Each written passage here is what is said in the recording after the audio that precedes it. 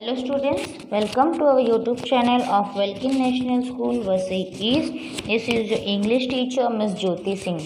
Students, today we are going to learn a new chapter in your English book, that is the Phantom Toll book, a book review. So what does it mean, a book review? Book review means what? For example अगर एक book है जो हम पढ़ते हैं, फिर उसको पढ़ने के बाद जो हम उस पर टिप्पणी देते हैं, रिव्यू करते हैं, that is known as book review. So, let's see what the story is. Milo was a young boy who lived in San Francisco in the States. He lacked for nothing. Being an only child at home, he was surrounded by all sorts of expensive toys. In school too, there was nothing that he could complain about. But Milo was bored. Nothing really interested him. He thought of everything as a waste of time, and school as the greatest waste of time of all. Poor Milo. So there was a boy named Milo, and he was very young boy who was living in San Francisco, and he has nothing to do. उसके पास कुछ भी करने के लिए नहीं था, because उसके as he was very like a rich boy, so all the expensive toys were surrounded by him. उसके आजू बाजू में सब expensive toys रखे रहते थे. इवन स्कूल में भी उसे ऐसा कुछ लगता नहीं था कि कुछ करना चाहिए, बिकॉज जितनी चीज़ें लग्जरी होती वो सब उसे प्रोवाइड हो गई थी. And then he thought that ये जो लाइफ है ये वेस्ट ऑफ टाइम है, एंड सबसे वेस्ट ऑफ टाइम, जो ग्रेटेस्ट वेस्ट ऑफ टाइम है, वो है स्कूल आना. Now tell me students, are you like even you also think that school is the greatest waste of time? Now during this corona time, you must be feeling very bored, right? आपको भी बहुत bore लगता होगा कि school time अच्छा रहता था, like you enjoy the time, I guess, right? But this boy named Milo, he was thinking that school is the greatest waste of time. There's nothing for me to do now where I'd care to go, and hardly anything worth seeing, he thought. You must have guessed by now that Milo belonged to an age when TV, video games and computers were not invented. So, there is nothing for me to do. अब Milo के लिए ऐसा लगता था कि कुछ भी तो नहीं है करने के लिए, because Milo was in the age where there was no T V computers. हमारे टाइम पे क्या है, computer. When we feel bored we watch T. अगर और ज़्यादा बोर लगा तो हम मोबाइल लेके बैठ जाते हैं, और कुछ लगा तो वीडियो गेम, नहीं कुछ तो हम बाहर अपने फ्रेंड्स के साथ खेलते हैं. बट माइलो उस टाइम का लाइक ये जो स्टोरी है वो उस टाइम पे बनी थी जहाँ पर कोई टेक्नोलॉजी नहीं थी, और माइलो के पास कुछ भी करने के लिए उस टाइम पे नहीं था. But one long afternoon, like any other, Milo suddenly received a huge parcel with a bright blue envelope attached to one side. The envelope was addressed to him, "For Milo who has plenty of time." सो एक दिन suddenly एक afternoon में what happen, एक huge parcel, एक बहुत बड़ा parcel जो है वो माइलो के नाम आया था, एंड वो बहुत ही बड़ा सा पार्सल था, और उसके ऊपर एक ब्लू कलर का एनवलप था जिसके राइट साइड पे लिखा था कि ये जो है ये माइलो के लिए है जिसके पास बहुत सारा टाइम है. For Milo who has plenty of time. Wouldn't you be surprise if something like this happen to you? So was Milo.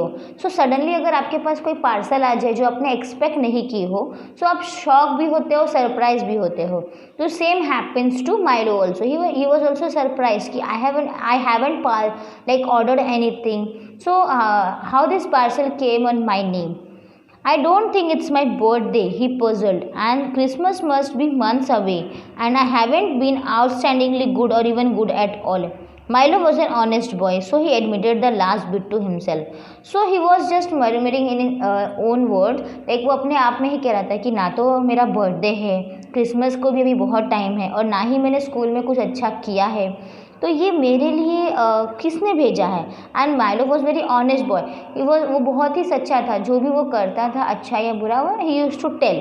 So he thought कि मैंने तो स्कूल में भी कुछ अच्छा काम नहीं किया है, तो मुझे ये पार्सल, ये गिफ्ट कैसे मिल गया. He couldn't return the parcel. There was no sender's address on it. So just in order to be polite, Milo decided to open the envelope. So अब पहले उसे लगा कि लगता है ये पार्सल जो है वो गलती से मेरे पास आ गया है. Then he was seeing for that कि किसने भेजा है, but there was no sender's address. Sender भेजने वाले का ना तो नाम था ना तो एड्रेस था. So फिर उसने सोचा कि इसको रिटर्न तो कर नहीं सकता, तो एक काम करता हूँ, मैं ये एनवेलप ओपन करके देखता हूँ what is written in that. So when Milo opened the envelope he saw one genuine turnpike toll booth. It was written inside, easily assembled at home and for use by those who had never travelled in lands beyond.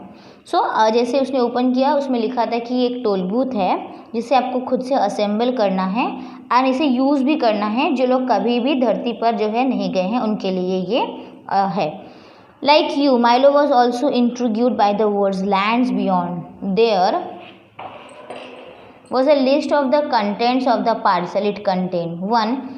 Genuine turnpike toll booth to be erected according to directions. So सबसे पहले उसमें क्या था, एक genuine जो है वो toll booth था जो कि डायरेक्शन के अकॉर्डिंग खड़ा करना था, बनाना था. Precautionary science to be use in a precautionary fashion. फिर क्या था, आपको प्रिकॉशनरी साइंस जो उसमें थे उस पार्सल में थे जो कि प्रॉपरली यूज़ करने थे. Assorted coins for use in paying tolls. And फिर एक कॉइन्स थे, असॉर्टेड कॉइन मतलब डिफरेंट कॉइन थे जो कि टोल के लिए पे करने के लिए होते हैं. And map up to date and carefully drawn by master cartographers depicting natural and man made features. और एक मैप था जो कि बताता था कि ये चीज़ें मैन मेड फीचर्स है, इसके नेचुरल फीचर्स हैं. एंड एक book of rules and traffic regulation which may not be bent or broken. फिर इतने सारी चीज़ें जो है वो टोल बूथ के अंदर थी. इसमें रूल बुक्स थे, रूल्स एंड ट्रैफिक रूल्स थे, फिर एक मैप था, फिर उसके बाद कुछ कॉइन्स थे जो कि टोल पे देने के लिए थे, प्रिकॉशनरी साइन थे. In this way there was the various thing which has to be used so that Milo could travel on land beyond lands. And in smaller letters at the bottom it concluded, results are not guaranteed, but if not perfectly satisfied, your wasted time will be refunded. So और उसमें एक छोटे से letters में ऐसे लिखा हुआ था कि इसके जो रिज़ल्ट है वो गारंटेड नहीं है, अगर आप फेल हुए तो आपके जो टाइम है वो आपको वापस मिल जाएंगे. Because Milo had nothing else to do, he followed the directions and erected the toll booth. It was a proper booth with windows and a roof and a coin box. So अब Milo के पास कुछ करने के लिए तो था नहीं, तो उसे ये कुछ नया लगा. So he followed the direction और उसने वो टोल बूथ जो है वो ओपन किया, खड़ा किया प्रॉपर. उसमें विंडोज़ जो है वो और कॉइन बॉक्स सब उसको एडजस्ट किया, उसके अंदर उसने प्रॉपरली वो टोल बूथ बना दिया. You know what is toll booth? पता है ना टोल बूथ क्या होता है? Yes, a kind of a box where a person stand and he collects the money. जो हमने टोल नाके पे देखा है वो छोटा सा रहता है, या फिर even we have seen in like phone जिस STD हम करते हैं. पहले के टाइम पे मोबाइल जब नहीं था उतना, तो हम पैसे डाल के वो, तो वहाँ पर भी देखो एक बूथ बना रहता था. इस तरीके से toll booth is defined. But what's the use, thought Milo. लेकिन इसका यूज़ क्या है? There was no highway attached to the booth. Nevertheless, Milo set up the precautionary signs, unfolded the map, and chose a destination.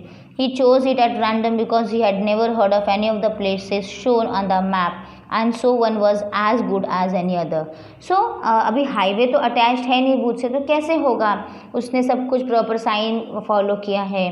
फिर उसके बाद map को उसने खोला, डेस्टिनेशन भी चूज़ किया, एंड उसने एक रैंडमली एक डेस्टिनेशन चूज़ किया बिकॉज जितने भी डेस्टिनेशन उस मैप पे लिखे हुए थे वो उसमें से कभी भी नहीं गया था. तो उसके लिए सारे प्लेस जो है वो एक जैसे थे, सेम थे.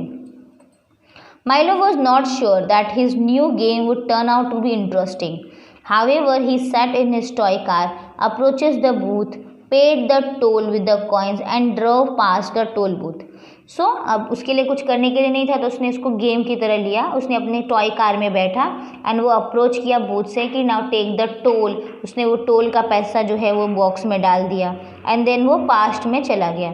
But when he looked back, oh wonder of wonders, the toll booth had disappeared along with Milo's room and even his house. और जैसे उसने टोल बूथ में वो पैसे डाले और फिर सडनली क्या हुआ, उसका जो घर है वो रोड बन गया, वो टोल बूथ भी गायब हो गया, प्रॉपर एक हाईवे की तरह हो गया. He found himself speeding down a highway into an unknown territory. और उसने देखा कि सडनली वो एक ऐसी जगह पर आ गया है जिसे वो जानता ही नहीं है. What happened next is the story of Norman Juster's novel The Phantom Toll Booth. और उसके बाद क्या हुआ?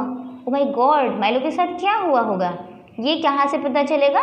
Exactly. There is a novel name, there is a story. This story is taken from the novel that is Norman Juster's novel.